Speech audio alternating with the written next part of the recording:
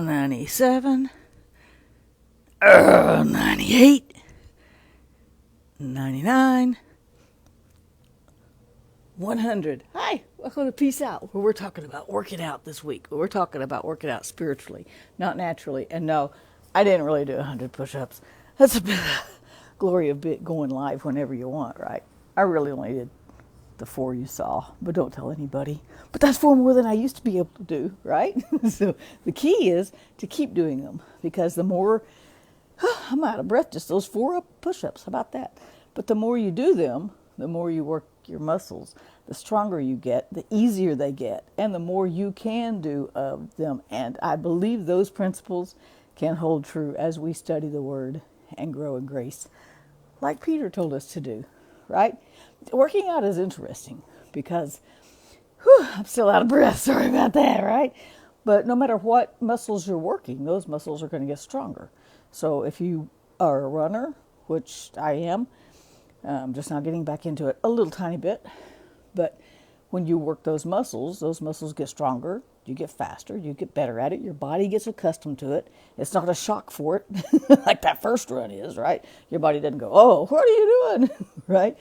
And so if you do push-ups. Push-ups are one of the best full body workouts. You don't need any equipment. You can do them anywhere, right? And they're just really good for you. They build your core, they build your shoulders, your back. They're just really good they involve your whole body. So it's a really good full body workout, right? Well, there are a lot of things in life that are full body spiritual workouts too, right? But the good thing is, the more we learn to peace out, like we're learning here on this devotional, right? The easier it gets. That's because those peace out muscles get stronger. That's because it gets it gets easier to work through whatever we're facing and trust God for another day, right? And that doesn't make the hard things go away. It doesn't solve the big problems of the day or the emotional problems we may have, or even ease us mentally sometimes, because my brain still races, right? But I think it's getting easier to just stop and go, okay, God, I don't know about this situation, but I'm going to trust you with it. I'm not going to worry about it. I'll probably bring it back up in an hour because it's going to come back up in my mind. I need help with this. But every time it comes up in our mind, think of it like a spiritual push-up. It comes up in my mind. I'm going to package it up. I'm going to say, God, I don't know what to do with this. Here, help me.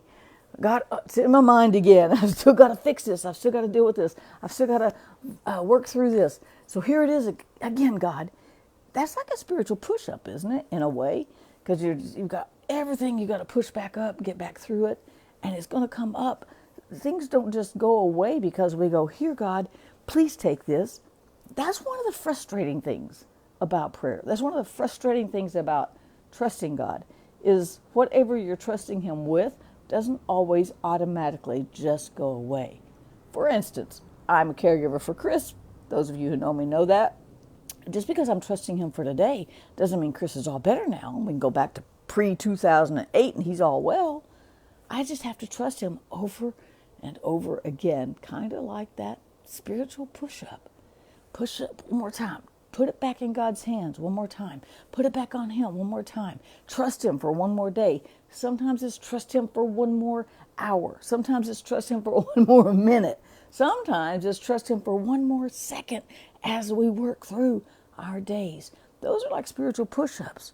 And here's the good thing. I've got 2 verses this morning. I actually went over to 1 Peter 5:7, which is what I was thinking about talking about. And it says, this is the New Living, give all, 1 Peter, again, 5:7, give all your worries and cares to God, for He cares about what happens to you. All. It didn't say, give your most important concerns to Him. Or on Sundays, bring your worries to church, and that's where you give them to God. Other than that, you're just on your own. All right? Now, that's a good thing to do. I'm not saying you shouldn't, but I'm just saying He doesn't leave us stranded the rest of the week.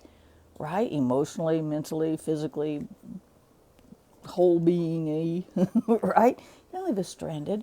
We can bring our worries and our concerns and our cares to Him every single day.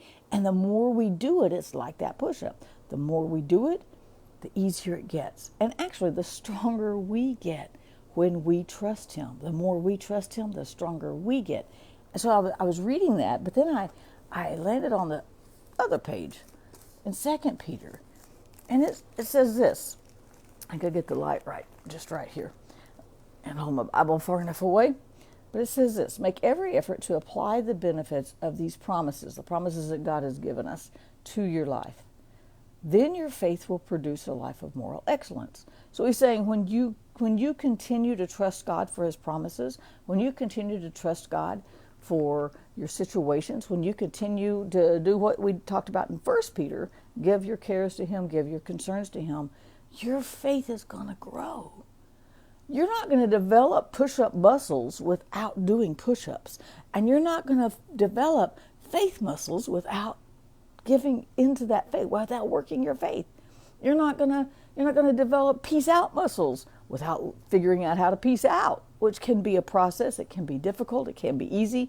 Just depends on the day, right? But the more we do it, the more those peace out muscles, the more those faith muscles, the more those trust muscles grow, and they get stronger, and it gets easier, right? It doesn't all go away, but it gets easier. So your faith will produce a life of moral excellence. A life of moral excellence will lead you to knowing God better. Isn't that what we want to do, is know God better? So as we exercise our faith, as we exercise that trust in him, as we exercise our peace out muscles, we get to know him better. And that's the whole point, right? Knowing God better leads to self-control. I need to know God better. Let's just leave it at that. Self-control leads to patient endurance, and patient endurance leads to godliness. Godliness leads to love for other Christians. And finally, you will grow to have a genuine love for everyone. Now, isn't it interesting that Peter started with faith and ended up with love? And not just love for God, not just love for others, but love for even the ungodly. A true love for people, no matter what. And that's interesting to me because in 1 John we learn God is love. So the more we press into knowing God, the more we trust God every single day with the little things, the big things, and the in-between things, the more we work those faith muscles. And the more we work those faith muscles, the better we're going to know God. The more we're going to get to know him. The more leeway he's going to have in our lives. Just like a spiritual push-up. The more push-ups we do, the stronger we get.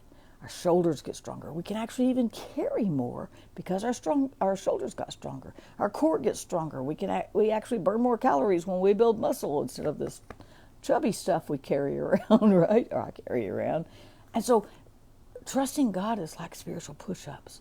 And we just want to do them over and over and over until we get it, right? Because it will build our faith muscles. It will build those trust muscles.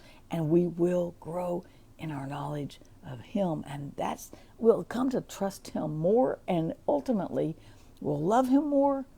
We'll love people more. And we'll even love the people we don't know or we didn't think were lovable more, right? Isn't that amazing? So go do some spiritual push-ups today. That means just go peace out, right? The more you peace out, the easier it will get, because the stronger you'll get in your spirit, man. Because the more we trust him, the more he can carry us. Have a great day, you guys. Peace out. Hope I said something made sense. See you again tomorrow.